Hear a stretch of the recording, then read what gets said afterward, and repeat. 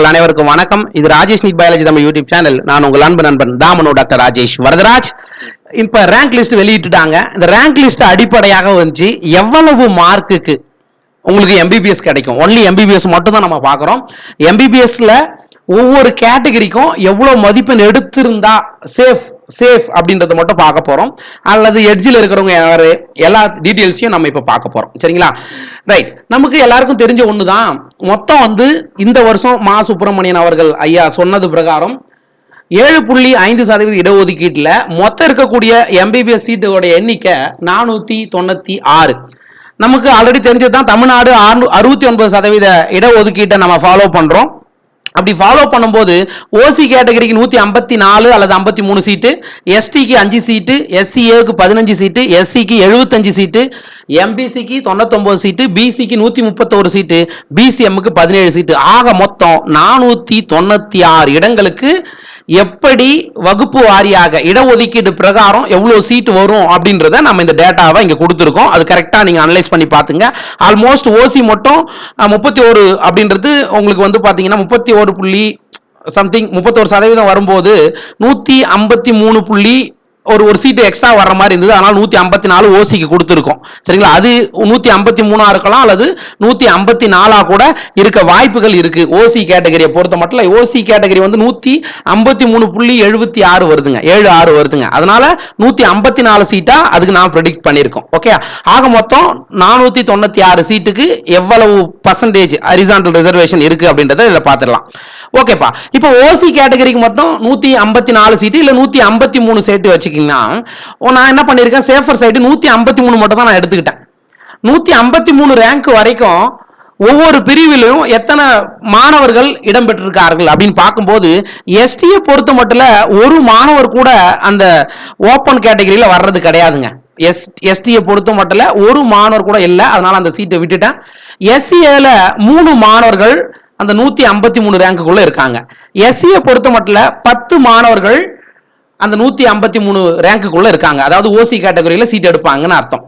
எம்பிசியை பொறுத்த மட்டும் 84 மாணவர்கள் ஓபன் கேட்டகரியில சீட் எடுப்பாங்க. கிட்டத்தட்ட 545 மதிப்பெண்கள் முன்னாடி இருக்கிறவங்க மேக்சிமம் 99% ஓபன் கேட்டகரியில போயிடுவாங்க. சரிங்களா?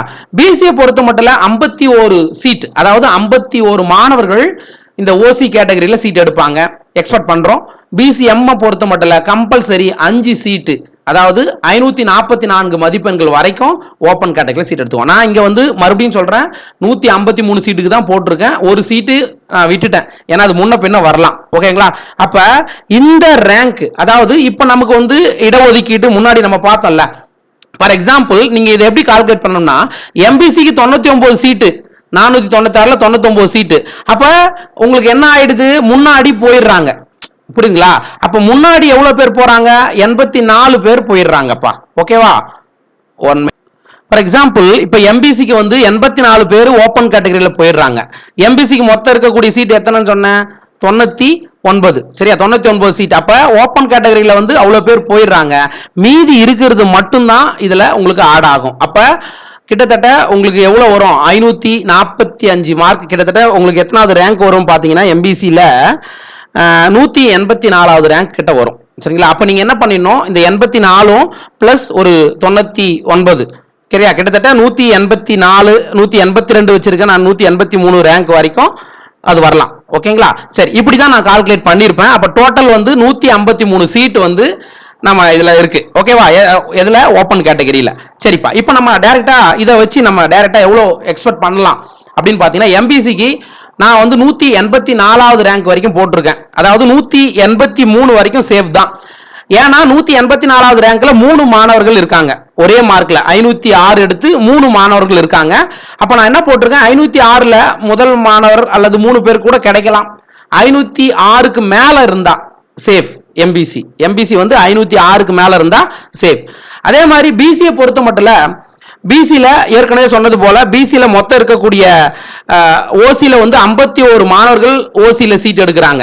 அப்ப பிசில இருக்கக்கூடிய சீட்டு 131, இது ஒரு 51 அப்படின்னு நீங்க கூட்டி பாத்தீங்கன்னா உங்களுக்கு எவ்வளவு வருது, 182 ரேங்க் வரைக்கும் வரும். ஓகேவா? அப்ப 479 மார்க் பிசி கேட்டகரியில் எடுத்திருந்தா நீங்க சேஃப். இது ஒரு மார்க் குறையலாம் அல்லது ஏறலாம், இதுக்கு மேல பெரிய வித்தியாசங்கள் வராது.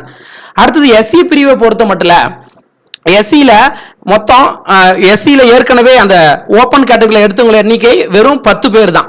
அப்ப எஸ்சிக்கு மொத்தம் இருக்கக்கூடிய சீட்டோடைய எண்ணிக்கை பார்க்கும்போது 75 சீட். அப்ப 75 ஒரு 10 85. அப்போ ஒரு ரேங்க் நான் அடிஷனலா போட்டிருக்கேன்.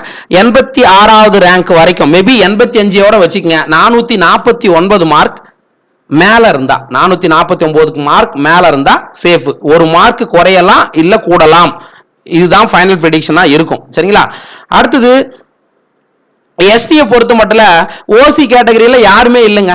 அதனால மொத்தமே எஸ்டிக்கு 5 சீட்டு தான் சொன்னேன். அதனால 411 மார்க் 5 ரேங்க் வரைக்கும் எம்பிபிஎஸ் கன்ஃபார்மா கிடைச்சிரும். இருக்கிறது 5 சீட், சாரி எவ்வளோ, எஸ்சிஏக்கு வந்து 15 சீட்டுங்க. அப்ப 15 + 3 18, 18வது ரேங்க் 466 மதிப்பெண்கள் வரைக்கும் எஸ்சிஏவுக்கு கிடைக்க வாய்ப்பு இருக்கு. சார் இது வந்து 99.9% இது கரெக்டா இருக்கும். ஒரு மார்க் கூடலாம் அல்லது குறையலாம். இவ்வளவு மார்க் இருந்தா, இதுக்கு மேல இருந்தா அவங்க சேஃப். ஓகேவா? சோ மத்தது பிடிஎஸ்க்கு வந்து நான் அடுத்த ப்ரெடிக்ஷன்ல அடுத்த காணொலியில பிடிஎஸ்க்கான எவ்வளவு மார்க் இருந்தா சேஃபா கிடைக்கும். ஏன்னா பிடிஎஸ் எடுக்கிறவங்க ஒரு சிலர் வேணான்னு விட்டு போவாங்க. ஆனா இந்த வாட்டி விடுவாங்களான்றது தெரியல. அதனால பிடிஎஸ்க்கான ப்ரெடிக்ஷனை நம்ம அடுத்த காணொலியில பார்க்கலாம்.